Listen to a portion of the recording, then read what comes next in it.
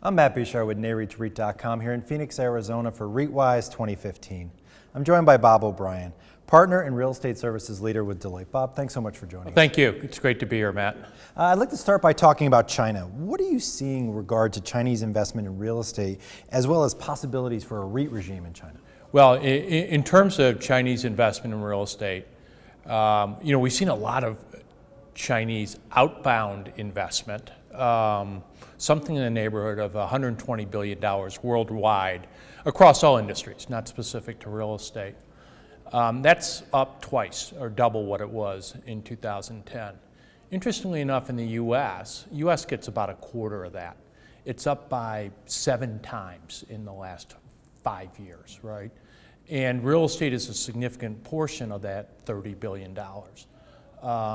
We saw a real acceleration of Chinese investment into the U.S. in the fourth quarter of 2013, carried right through 2014. We've seen it here in 2015.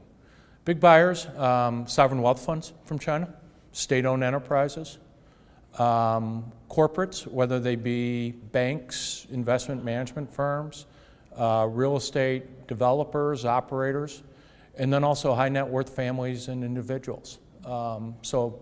Their focus has been, well, at least initially was on New York, Los Angeles, Chicago.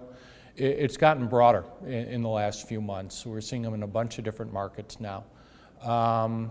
Real interest in some of the technology-related markets, some of the energy-related markets. Real focus on prime properties, but also on large development projects. They've been a great source of development capital for the industry. With respect to the REIT regime in China, right, I think that first kind of began to be discussed in 2008-ish, some additional kind of draft administrative guidelines coming out in 2010. In the last year or so, you've started to see some REIT formation, but still very, very immature. Still a lot of issues out there around tax, transfer tax. Is it going to be primarily an institutional investor thing or a retail investor thing? Are foreign investments going to be allowed? So a lot of maturing yet to happen. I think, there is a recognition that REITs are a great way to allow investors to invest in real estate. The Chinese have always had a real interest in investing in real estate, and the REITs provide a great way to do that. And back here in the U.S., cybersecurity and cyber risk are issues all companies, including REITs, are having to deal with. What are some of the challenges that companies are facing? When Deloitte thinks about cyber risk and cybersecurity, we think of 3 things. One, are you secure? Are you building the mechanisms to protect you from an attack? Are you vigilant? Are you really monitoring what's going on in your systems so you can timely detect an attack and understand what kind of attacks are being attempted? And then third, are you resilient? How prepared are you to respond to an attack? And all those go well beyond just the IT function, right? The entire organization needs to be part of that effort, and senior management really needs to lead that.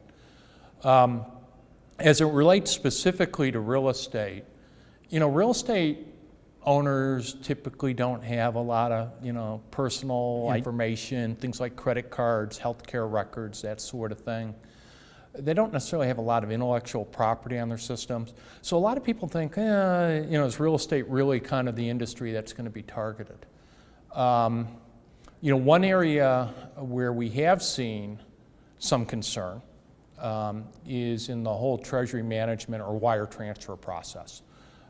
We have seen attacks coming in as transactions are trying to be done, trying to infiltrate and affect the wire transfer process. And for real estate, where acquisitions, dispositions, financings, you're often talking hundreds of millions, if not billions of dollars. That's a real risk that needs to be protected against. But other areas are maybe not quite on people's radar screen. One is connectivity with tenants. And increasingly, we are finding real estate companies have some sort of system connection with their tenants.